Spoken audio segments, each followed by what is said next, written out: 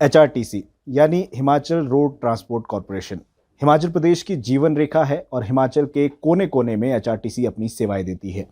ये एचआरटीसी का 50वां वर्ष है और इस वर्ष में कुछ महत्वपूर्ण निर्णय जो है वो एचआरटीसी के द्वारा लिए गए हैं। इन्हीं कुछ विषयों को लेकर हम एमडी एचआरटीसी रोहन चंद ठाकुर जी से बातचीत करेंगे। सर, स्वागत है सबसे पहले तो आपका। एचआरटीसी डिजिटलाइजेशन की तरफ आगे बढ़ रहा है। बीओडी की जो बैठक हुई थी उसमें भी विभिन्न तरीकों से, जैसे कई चीज़ों के कागजात नहीं होते थे और डिटेल्स नहीं होती थी, उसको भी डिजिटलाइज किया जा रहा है। इसके अलावा और क्या क्या है और किस तरह से एचआरटीसी डिजिटलाइज हो रहा है? हमारी जो पूरी अप्रोच रही है वो दो तरह की रही है। एक अप्रोच हमारी ये रही है कि हमारे आंतरिक प्रबंधन, इंटरनल मैनेजमेंट के लिए हम किस तरह से आईटी को यूज़ कर सकते हैं। तो अब मैं एक उदाहरण इसका दे सकता हूँ। जैसे कि हमारी जो पहले वर्कशॉप्स थी, हमारे पास 3 डिविजनल वर्कशॉप्स हैं और साथ साथ में कोई 31 यूनिट वर्कशॉप्स हैं। तो उनका डेटा हमारे पास ईज़िली अवेलेबल नहीं था। उदाहरण के तौर पर अगर किसी वर्कशॉप में कोई पुर्जा है और किसी में नहीं है, तो हमें ये हमारे पास ऑप्शन ही नहीं था कि हम ट्रांसफ़र कर पाएँ। परंतु अब हमने जो सेंट्रलाइज़ इन्वेंट्री सॉफ्टवेयर जो तैयार किया है, जिसको हमारी पूरी टीम ने बहुत मेहनत मुकशद से पिछले 4 महीने में काम किया और अब हमने लगभग हर यूनिट में उसको इम्प्लीमेंट कर दिया है। उससे हमारे को बेटर डेटा फ्लोज़ आ रहे हैं। हम अपनी इन्वेंट्री प्लानिंग कर पा रहे हैं। यदि किसी के पास एक्स्ट्रा पार्ट है तो वो हम ट्रांसफ़र कर पा रहे हैं, वरना हम पहले उसको लोकली ख़रीद लेते थे या इस तरह की डेटा शेयरिंग नहीं होती थी। रिपोर्ट्स ले पा रहे हैं, हम अपनी कॉस्ट कंट्रोल कर पा रहे हैं। ये एक उदाहरण है इंटरनल मैनेजमेंट के लिए। दूसरा हमारा पूरा फोकस है कस्टमर्स पे, जो हमारे पैसेंजर्स हैं। तो आज जो हुआ है वो तो एक कैशलेस सुविधा के साथ साथ हम अपनी इन्वेंट्री भी डायनामिकली उसको प्रोवाइड कर पाएंगे। जो इन्वेंट्री हमारे इंटरनेट पे होगी और जो इन्वेंट्री हमारे कंडक्टर के यंत्र पे होगी, उसमें पूरा मेल होगा, जो अभी तक नहीं था। तीसरा उदाहरण है ऑनलाइन कॉलेज पासेस। आजकल जब कॉलेज का स्टार्ट होता है तो स्टूडेंट्स लंबी लंबी लाइनें लगाते हैं बस स्टैंड। हम समझते हैं वो आउटडेटेड है।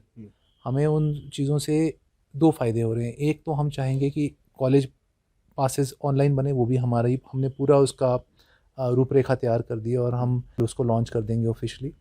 और साथ साथ में हमारा जो एक्स्ट्रा मैन पावर वहाँ पे लग रहा है, जो आइडियली बसों में होना चाहिए, वो इस तरह के कामों में लग रहा है। तो हमें अपना, जिसको बोलते हैं कि इस तरह से अपना मैन पावर कॉस्ट भी कम हो रही है और लोगों को ईज़िली सुविधा भी प्राप्त हो रही है। तो मैंने आपको एक उदाहरण दे दिया। इसके बाद हम ये भी चाहते हैं, जो हमारा नेक्स्ट स्टेप है, हमारा नेक्स्ट विज़न है, हमारी सारी पर्सनल डेटा, पर्सनल मतलब कौन आदमी कहाँ पे कितने समय से बैठा है, उसकी क्या पर्सनल रिकॉर्ड क्या है उसका, वो सब चीज़ें हम ऑनलाइन करना चाहते हैं। हम पूरा पेंशन सिस्टम ऑनलाइन करना चाहते हैं।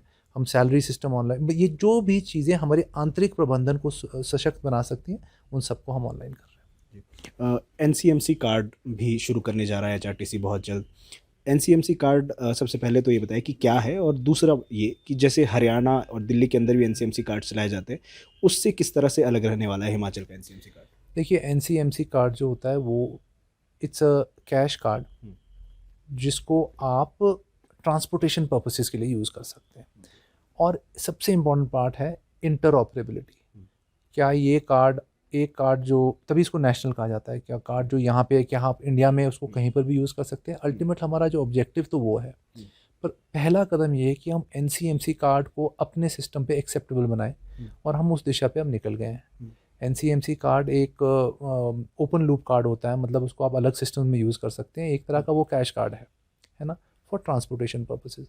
तो हम ये चाहते हैं कि उस कार्ड के आने से, अगर सपोज़ अब से 5-10 साल बाद यहाँ पे एक रोपवे आ जाए, जिसकी हम बात करते हैं शिमला रोपवे की, तो एचआरटीसी और रोपवे पे एक ही कार्ड काम करेगा। आप विदेश में कहीं पर भी जाइए, बड़े बड़े जो पश्चिमी देश हैं, विकसित देश हैं, वहाँ पर क्या होता है, उनके बस system, tram system, train system, metro system में सेम कार्ड, और वही हमको भी उसी दिशा में जाना है, बिकॉज हमने कस्टमर के लिए आसानी करनी है और जटिलता नहीं लानी है सिस्टम में। तो हम उस तरह, ये हमारा पहला कदम है। स्क्रैबिंग और पासिंग को लेकर एमडी को निर्देश दिए गए थे कि वो एक कमेटी गठित करेंगे। ये कमेटी कहाँ तक पहुंची है और ये कमेटी मुख्य तौर पर कार्य क्या करेगी, किस तरह से आगे काम करेगी? ये आप बात कर रहे हैं बसेस की स्क्रैपिंग की? जी। भारत सरकार की एक रेगुलेशन आई है जिसमें बहुत स्पष्ट कर दिया है कि जो भी बस 15 साल का जिसकी आरसी 15 साल पुरानी है वो ऑटोमेटिकली स्क्रैप्ड है। ऑटोमेटिकली स्क्रैप्ड मतलब वो आप उसको नहीं चला सकते, उसको चलाना अवैध है। तो हमने इसमें काफ़ी प्रोग्रेस दिया, बल्कि मैं आपको ये बताना चाहूँगा पूरे हिमाचल प्रदेश में HRTC एक ऐसी संस्था है जिसने चरणबद्ध तरीके से मेरे हिसाब से मोर देन 120 बसेस को हमने स्क्रैप किया है। लगभग हमको 5 करोड़ की इनकम आई है इसमें इस साल। तो मुझे नहीं लगता किसी भी संस्था ने उस तरह से स्क्रैपिंग पॉलिसी को का लागू किया है जिस तरह से हमने किया है। नई बसेस लेने की भी बात कही गई थी। इसमें लगभग 327 बसों का इस साल कर था और आने वाले 4 सालों में 1900 बसों को लेने की बात कही गई थी।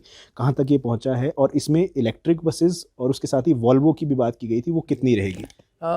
अभी जो निर्णय लिया गया है बोर्ड के लेवल पे, सरकार के लेवल पे, कि हम इलेक्ट्रिक बसेस ही लेंगे। और इलेक्ट्रिक बसेस 2-3 तरह की होती हैं, टाइप 1, टाइप 2, टाइप 3। पहले चरण में हम टाइप 1 और टाइप 3 बसें लेंगे क्योंकि ये अभी मार्केट में आसानी से उपलब्ध हैं।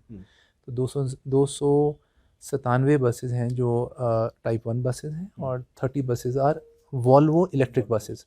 तो इसका हमने पूरा मसौदा अपना जो पूरा जो हमको इसकी जो वित्तीय इसका जो प्राक्कलन है वो बना के हमने सरकार को प्रेषित कर दिया। हम आशा करते हैं जल्दी जल्दी इसका हमें जैसे ही प्रशासनिक अनुमोदन एवं जिसको बोलते हैं एक्सपेंडिचर सैंक्शन प्राप्त हो जाएगा, हम उसका टेंडर कर लेंगे। क्या फ़र्क है सर टाइप 1 टाइप 2 की बसेस में? टाइप 1 जो बस होती है वो होती है लो फ्लोर बस होती है।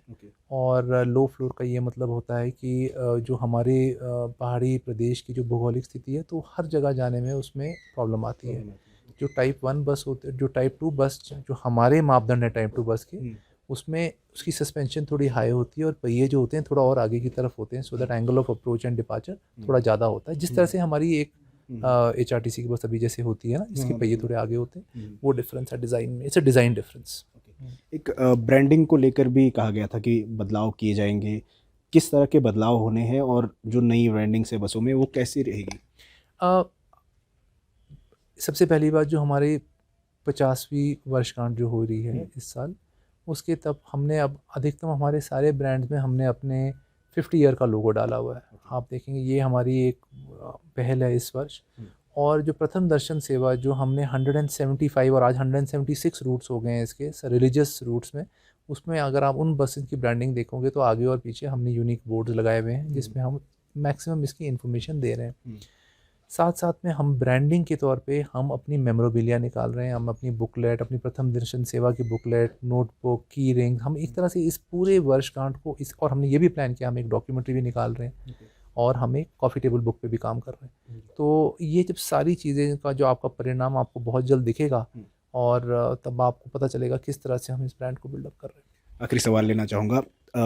कई मंचों पर, चाहे वो कर्मचारी है, और कई बार ये मांग उठती है कि जो कॉरपोरेशन है, HRTC है, उसको रोडवेज़ में बदल दिया जाए या अपग्रेड कर दिया जाए। आपसे ये हम जानना चाहेंगे कि अगर HRTC को यानी कॉरपोरेशन को रोडवेज़ में तब्दील किया जाता है, उसके क्या क्या लाभ हो सकते हैं? सबसे पहली बात ये जो बहुत ही आपने एक संवेदनशील सवाल पूछा है, इसमें ये मेरे जो कॉम्पिटेंसी से बाहर है। ये पूरा बड़ी हाई लेवल सरकार का डिसीजन है। तो इस पे मैं ज़्यादा टिप्पणी नहीं कर सकता कि इसको बनना चाहिए, नहीं बनना चाहिए। वो लाभ क्या होंगे अगर बन जाता है? लाभ एक ऑपरेशनल पॉइंट ऑफ व्यू से देखा जाए तो चीज़ें ज़्यादा बदलती नहीं है। एंड में हम करते क्या, हम बसें चलाते हैं, बसों से आय आती है और हमें खर्चा करना है। तो इट्स इनकम एंड एक्सपेंडिचर जो है वो तो basic nature of a job doesn't change. और सरकार से हमें काफ़ी वित्तीय समर्थन मिलता है, बहुत मिलता है, और इसको हमें रिकग्नाइज करना चाहिए। और इन रिटर्न HRTC भी आम आदमी के लिए और सरकार के लिए बहुत सर्विसेज प्रोवाइड करती है। तो गिव एंड टेक रिलेशनशिप है और बहुत अब का नहीं है, 50 साल पुराना है। तो मुझे नहीं लगता कि इसका कुछ अगर फ़ायदा होगा तो यस, कुछ लोगों को ज़रूर फ़ायदा हो सकता है। बट मैं चाहूँगा कि ये मेरे लिए एक इम्पॉर्टेंट क्वेश्चन नहीं है एज MD। इम्पॉर्टेंट क्वेश्चन है कि हम अपने ऑपरेशंस कैसे इम्प्रूव कर सकते हैं, हम अपने खर्चे कैसे कम कर सकते हैं, हम अपने ब्रांड को कैसे बिल्ड कर सकते हैं, हम कॉमन मैन को HRTC के माध्यम से कैसे एक मॉडर्न एक्सपीरियंस दे सकते हैं। ये हमारा ध्यान यहाँ पे होना चाहिए। ये बाकी चीज़ें जो हैं ये दे आर लार्जर क्वेश्चंस और इस पे मैं नहीं समझता कि मैं टिप्पणी कर सकूँगा। बहुत बहुत धन्यवाद। Thank you so much. तो हमारे साथ एचआरटीसी एमडी रोहन चंद ठाकुर जी थे और विभिन्न सवालों को लेकर हमने इनसे बातचीत की है और जो जानकारी हम आप तक पहुंचाना चाहते थे हम उम्मीद करते हैं कि आप तक पहुंची होगी।